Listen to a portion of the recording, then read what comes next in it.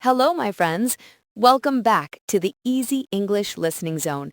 I'm Emma, and I am so deeply happy that you've decided to spend some time with us today. Whether you're on your morning commute, taking a walk, or just relaxing at home with a cup of tea, we're glad you're here. And hello from me too. I'm Ethan. You know, Emma, it feels really good to be back behind the microphone today. There's something special about the energy in the studio this morning. I feel it too, Ethan. And I think it's because of the topic we're tackling today. It's not just a grammar lesson. It's something much deeper.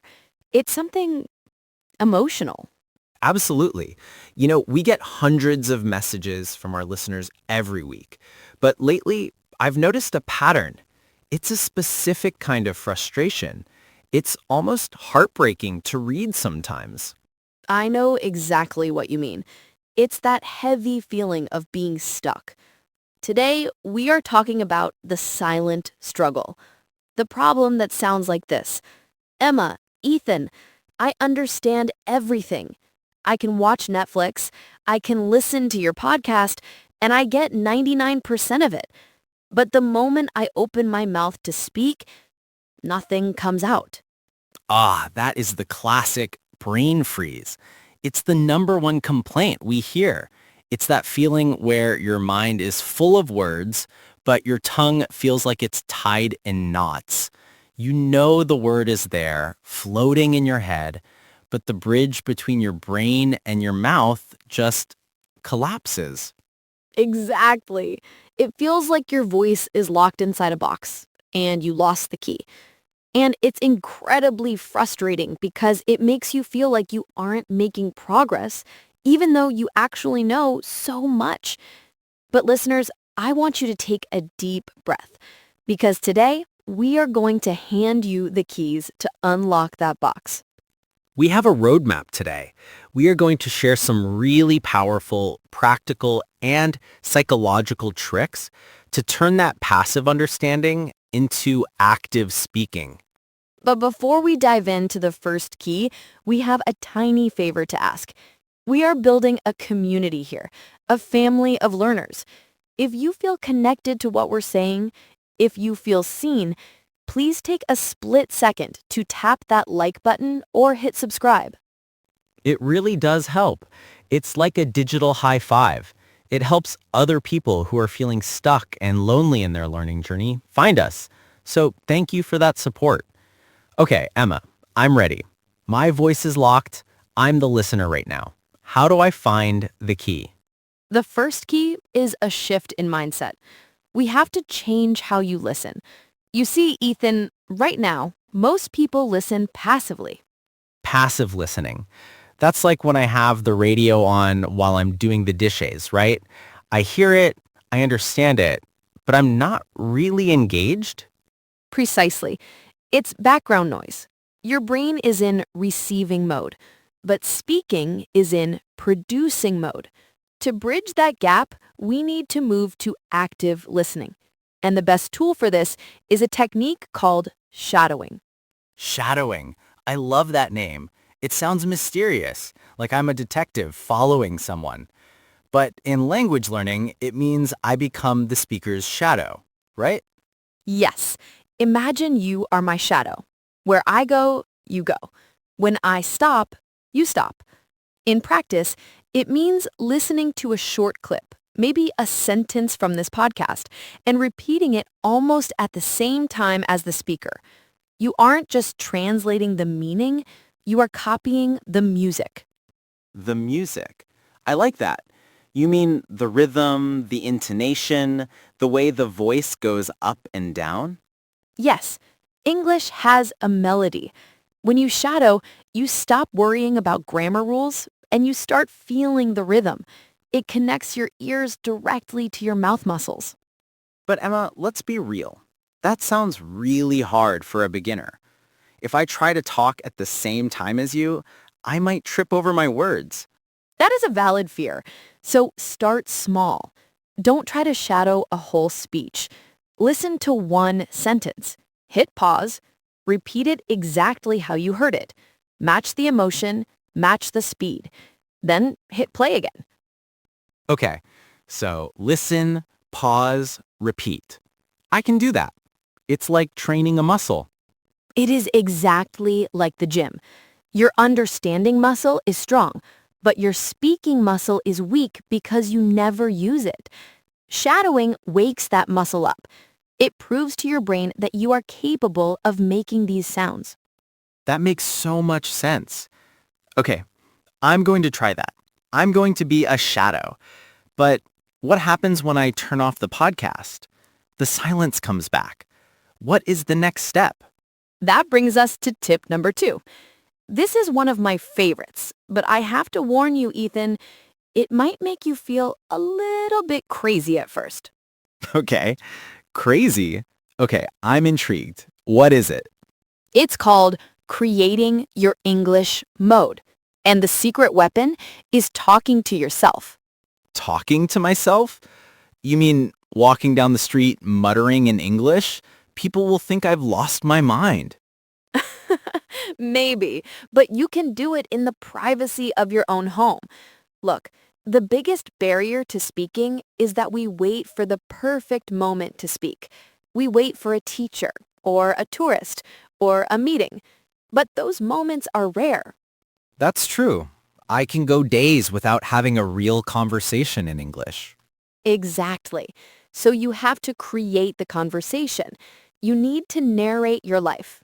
When you wake up, instead of thinking in your native language, try to narrate your actions in English. Okay, I am getting out of bed. I am stretching. My back hurts a little. Now I am walking to the kitchen. I am looking for the coffee. Ah, the milk is in the fridge. Like that? Yes, just like that. See? You're doing it. It feels surprisingly natural. But why is this simple thing so powerful? Because it removes the pressure. When you talk to a person, you are scared of making mistakes. You get nervous. But when you talk to yourself, the fear filter is gone. You are safe. It forces your brain to retrieve words quickly, on demand, without the stress of being judged. I see. It's like a dress rehearsal before the real show. Precisely. And you catch the holes in your knowledge. You might realize, wait, I don't know the word for kettle. And then you look it up. You learn it because you needed it. That sticks in your brain much better than a vocabulary list. I love that idea. Creating a safe zone where English is the only language allowed, even if it's just for 10 minutes while I'm cooking breakfast. That's all it takes. 10 minutes of narration. It keeps the engine running so that when you do have to speak to a real person, your engine isn't cold. You're already warmed up. So we have shadowing to train the muscles and the music, and we have self-narration to get comfortable producing thoughts without pressure. We are off to a great start. But Ethan, I know what you're thinking. You're thinking, okay, I'm talking to myself, but what if I don't have the vocabulary? What if I get stuck searching for words? You read my mind. That's exactly what I worry about. I start a sentence and then, boom, I hit a wall because I don't know the word. Well, in the next part of this episode, we are going to destroy that wall. We're going to talk about why memorizing word lists is actually hurting you and what you should do instead. It's a technique called chunking, and it changes everything. Ooh, chunking. I'm hungry for that. Stay tuned, everyone. We are just getting started on unlocking your voice. Welcome back, everyone. Before the break, we talked about shadowing and talking to yourself to build confidence. But now we have to tackle a very specific frustration. Ethan, you mentioned it earlier. That feeling of desperately searching for a word. Oh, it's the worst. I'm in the middle of a sentence and suddenly, blank. I stop, I stutter, and then I start translating in my head for my native language. It feels like my brain is a computer that just crashed. That crashing feeling usually happens because of how we learned vocabulary in school. Ethan, did you ever memorize long lists of words like cat, dog, house, run, eat? Are you kidding? That was my entire childhood. I had flashcards, notebooks, lists. I thought the more words I knew, the better I would speak. And that is the trap. This brings us to tip number 3, and it might sound controversial. Stop memorizing single words. Stop learning words? But Emma, I need words to speak. How can I speak without them? Of course you need words, but single words are like loose bricks. If I give you a pile of 1,000 bricks, you can't live in it. You have to build the wall first, and that takes time and effort. When you are speaking, you don't have time to build sentences brick by brick. You need pre-assembled walls. We call these chunks. Chunks. You mentioned this earlier, like a chunk of cake. I wish. A chunk in language is a group of words that always go together. They are phrases or sentence starters that act like tools. Can you give us an example? Sure. Instead of learning the word point, you learn the phrase, that's a good point. Or instead of analyzing the grammar of mean, you just learn the sound of, you know what I mean? You know what I mean? Ugh, I hear that all the time in movies. Exactly. When you learn that as one unit, one sound, you don't have to think about the subject, the verb, or the auxiliary. You just say it. It saves your brain so much processing power. It's like a shortcut. I don't have to build the sentence from scratch. I just pull the chunk out of my pocket and use it. Perfectly said. It makes you sound natural and, most importantly, it buys you time to think of your next idea. So, listeners, throw away the single word flashcards. Start collecting phrases. I love that. Collect phrases, not words. Okay, moving on. Tip number 4. This one sounds intimidating, Emma. It is the most critical rule of all. You must speak every single day. Every day? Emma, let's be honest with our listeners. We are all busy. We have jobs, families, stress. I come home tired. I don't have an hour to practice English. And that is the biggest myth, that you need an hour. You don't. Consistency is far more important than intensity. 5 minutes every day is infinitely better than 2 hours on a Saturday. Really? Just 5 minutes? Think of it like playing the piano or football. You can't practice once a week and expect to be a professional. You have to keep the English muscle active. If you skip 3 days, that muscle goes to sleep. That makes it feel much more manageable. I can find 5 minutes. I can do 5 minutes while waiting for the bus. Exactly. But this leads to the logistical problem. You have 5 minutes, but who do you talk to? If you don't live in an English-speaking country and you're shy, this is hard. Right, I can't just walk up to strangers. And honestly, I'm too shy. Then don't talk to strangers. Talk to your phone. Tip number 5 is to use the voice recorder app. Oh, no. I hate this tip. I absolutely hate listening to my own voice. It sounds so weird. And if I listen to my English, I'll just hear my bad accent. It's embarrassing. Ethan, listen to me. Your accent is not bad. Your accent is you. It's your history, your identity, and avoiding it won't help you improve. Recording yourself is the fastest way to become your own teacher. My own teacher. I like the sound of that. But what do I record? Do I just ramble? Keep it simple. Ask yourself a question. What did I do today? Then press record. Today I woke up. I was tired. I ate a sandwich for lunch. And then I have to listen to it? You have to listen and be kind to yourself. You might listen and think, hey, I said that sentence really well. Or you might think, I stumbled on that word. Let me try saying it again. It's private practice. No one's judging, just me and my phone. Exactly. No pressure, no audience, just honest progress. Okay, I'm going to be brave. I'm going to try it. It sounds scary, but I see the logic. It forces you to face the reality of your speaking. Bravery is key here. And speaking of bravery, our next tip involves a little bit of acting. It's about pretending to be someone else. Acting? Like Hollywood? Not quite Hollywood, but it is about role-playing, and it's a fantastic way to prepare for real-world pressure without the actual pressure. Tell me more. How do I role play by myself? Stay tuned, because in the final part of our episode, we're going to act out a scene, and we're going to discuss the biggest monster of all, the fear of making mistakes. You won't want to miss this. And we are back. Before the break, I promised we would do a little acting. We were talking about role-playing. Right, and I'm still trying to picture this. Do I need a costume? A wig?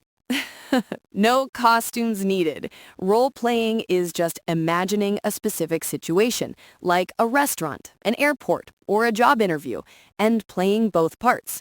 It prepares your brain for the real thing. Okay, let's try it. I'm ready. What's the scene? You are at a pizza place. I'm the waiter. Ready? Hello, sir. Welcome. What would you like to order today? I would like a pizza, please. Great choice. And to drink? I will have a water, please.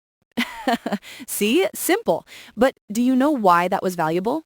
It felt rehearsed, but in a good way. Exactly. It trains your brain to react. It builds a script in your mind so that when you're actually hungry and in a restaurant, your brain doesn't freeze. It already knows the path. That makes sense. It stops the freezing because I've already lived the moment in my head. Precisely. But Ethan, even with all these tips, shadowing, chunks, role-playing, there is still one giant monster standing in the room. A monster? Yes, the fear of mistakes. Ah, yes, that is the biggest monster of all. It's paralyzing. I don't speak because I'm terrified my grammar will be wrong. I'm afraid people will laugh at me. Everyone feels this, every single learner. But I want to tell you, and everyone listening, a secret. Mistakes are not your enemy. They are your friends. My friends? That's hard to believe. In school, mistakes meant red ink, bad grades, failure. Forget school. In language learning, a mistake is proof. It is proof that you are trying. It is proof that you are brave. You cannot learn to be fluent without making thousands of mistakes. It is impossible. Fluency comes after the mistakes, not before. That is a powerful shift in perspective. It is. Because the goal isn't perfection, Ethan. The goal is connection. If you speak with broken grammar, but I understand you, you win. You succeeded. Connection over perfection. I need to write that down. That takes the weight off my shoulders. I'm so glad. And that brings us to our final tip. To truly stop freezing, you must practice responding. Responding? Yes, conversation is a circle. Listen, speak, listen, speak. Listening is passive, but replying is active. You need to train your speed.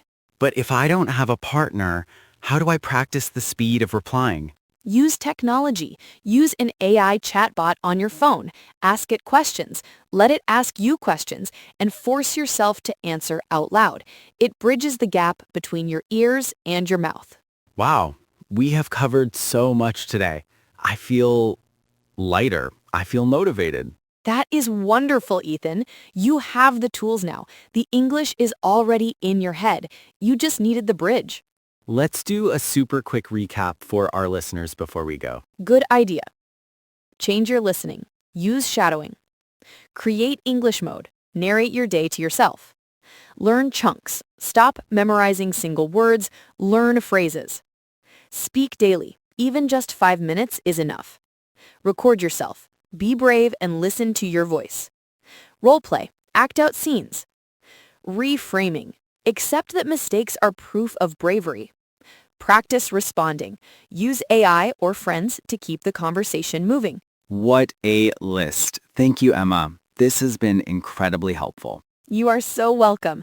And to our listeners, thank you for letting us be part of your day. We hope these tips help you unlock your English voice. Remember, speak every day, even if it's imperfect. That is how fluency begins. And please, we have a question for you. Leave us a comment below. Which one of these tips will you try first? Shadowing? Recording yourself? Let us know. We love reading your stories. Don't forget to like and subscribe if this helped you. Until next time, keep practicing. Bye for now.